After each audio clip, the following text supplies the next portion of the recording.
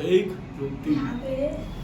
तो मैं आपको ये एक क्षेत्रीय आकांक्षा वाला जो चैप्टर है ना, उसका एक पार्ट है जम्मू एंड कश्मीर का, उसको समझाने जा रहा हूँ।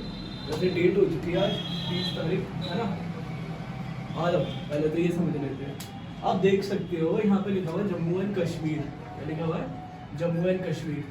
तो जम्मू एंड कश्मीर के बारे में तो ऑलमोस्ट सभी जानते हैं, है ना। जम्मू एंड कश्मीर बेसिकली क्या है कि 12th क्लास का चैप्टर है ना, क्षेत्रीय आकांक्षा, उसके अंदर भी और उसके अंदर ही डिस्कस हुआ है इस साल। क्योंकि वो क्षेत्रीय आकांक्षा वाला चैप्टर है, पहले तो नहीं आता पिछले साल, लेकिन इस साल आ रहा है। तो मैं आपको समझाने जा रहा हूँ जम्मू एंड कश्मीर के बारे में। जम्मू एंड कश्मीर का बेसिक सा क्या रीज़न है कि आज़ादी के तुरंत बाद, कब की बात की जा रही है? आज़ादी के तुरंत बाद भारत को जम्मू कश्मीर का विवाद का सामना करना पड़ा। किसको सामना करना पड़ा? तो भारत को। किसका? तो जम्मू एंड कश्मीर का। बेसिकली हुआ क्या वहां पे, क्योंकि विवाद चल रहे थे। क्या चल रहे थे? विवाद चल रहे थे। कहाँ? जम्मू एंड कश्मीर में। इसके विवाद का सामना किसको करना पड़ा? तो भारत को। क्लियर है? चलिए, भारत के सबसे उत्तरी हिस्से पर, कहाँ पे? उत्तरी हिस्से पर जम्मू एंड कश्मीर राज्य स्थित है। अगर आप देखें तो उत्तर हिस्से की तरफ अगर आप देखोगे तो वहां पे क्या है? जम्मू एंड कश्मीर है ना। जम्मू एंड कश्मीर है। आजाद होने से पहले जम्मू और कश्मीर रियासत हुआ करता था। रियासत हुआ करता था। क्या हुआ करता था? रियासत। रियासत बेसिकली उस जगह को कहते थे जहाँ पे राजाओं का शासन हुआ करता था। और रियासत होने की वजह से यहाँ पे राजा हुआ करते थे जिनका नाम था हरि सिंह। क्या नाम था? हरि सिंह। देखो यहाँ पे लिखा हुआ है, ये एक रियासत हुआ करता था जिसके राजा हरि सिंह थे। कौन थे? हरि सिंह। ठीक है जी, चलो आगे कराते हैं। राजा हरि सिंह स्वतंत्र रहना चाहते थे। वो क्या रहना चाहते थे? स्वतंत्र रहना चाहते थे, खुद ही इंडिपेंडेंट रहना चाहते थे। ना ही तो वो इंडिया के अंदर जाना चाहते थे और ना ही वो पाकिस्तान के अंदर जाना चाहते थे, क्योंकि जम्मू एंड कश्मीर का जो वाद विवाद है वो जम्मू एंड कश्मीर के साथ साथ इंडिया और पाकिस्तान का भी वाद विवाद है। ठीक है। जबकि पाकिस्तान कहता था कि जम्मू कश्मीर में मुस्लिम जनसंख्या ज्यादा है।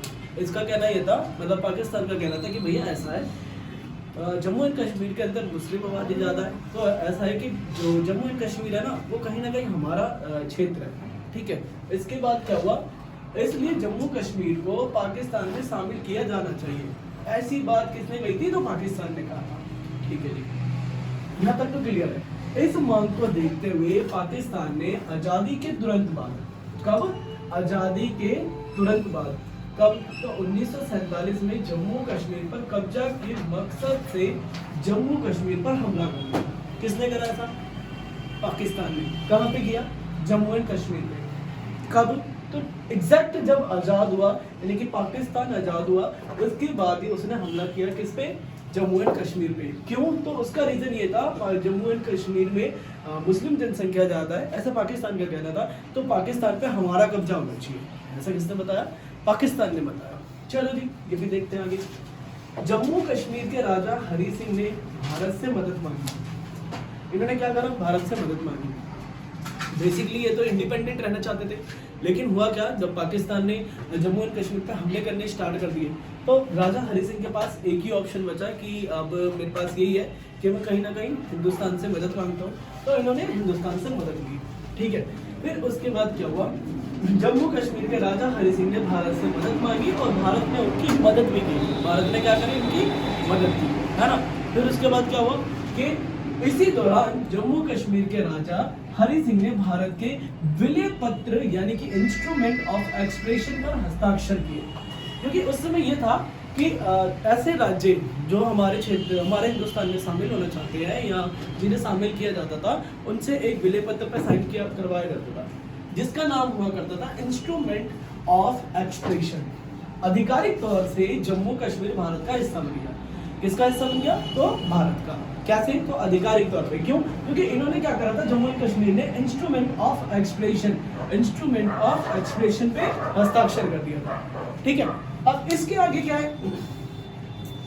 देखो, इसी दौरान ये बात कही गई कि अगर वहाँ की स्थिति सामान्य हो जाती है, कहाँ की? जम्मू एंड कश्मीर की स्थिति सामान्य हो जाती है, तो ऐसा भारत ने कहा था कि अगर वहाँ की स्थिति सामान्य हो जाती है तो हम वहाँ पे जनमत संग्रह करवाएंगे और ये करवाएंगे कि वहाँ के जो निवासी है, वहाँ के जो लोग हैं, वो किसकी तरफ मूव करना चाहते हैं, हिंदुस्तान में आना चाहते हैं या खुद ही आज़ाद रहना चाहते हैं या जो कंडीशन चल रही है उसी कंडीशन के बिहार पे रहना चाहते हैं।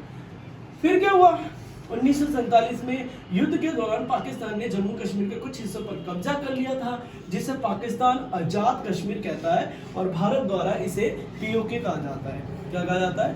पीओके।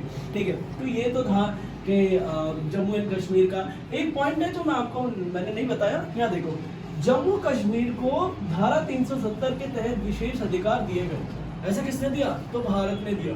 क्यों? क्योंकि इन्होंने क्या करा था, भारत के विलय पत्र पर हस्ताक्षर किया था। ठीक है, यहां तक क्लियर है। अब देखो, जम्मू एंड कश्मीर के अंदर इतनी सारी मुख्य समस्या थी और मुख्य समस्याओं के बारे में बताता हूँ।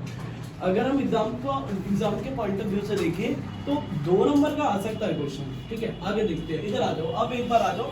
मुख्य समस्या कहाँ पे?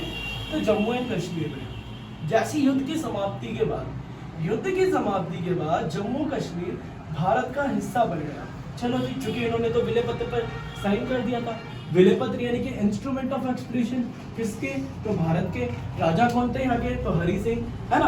अब देखो, भारतीय संविधान में जम्मू कश्मीर के धारा 370 और 35A के माध्यम से निम्नलिखित विशेष अधिकार दिए गए। क्या दिए गए? विशेष अधिकार। भैया ये इंपॉर्टेंट है।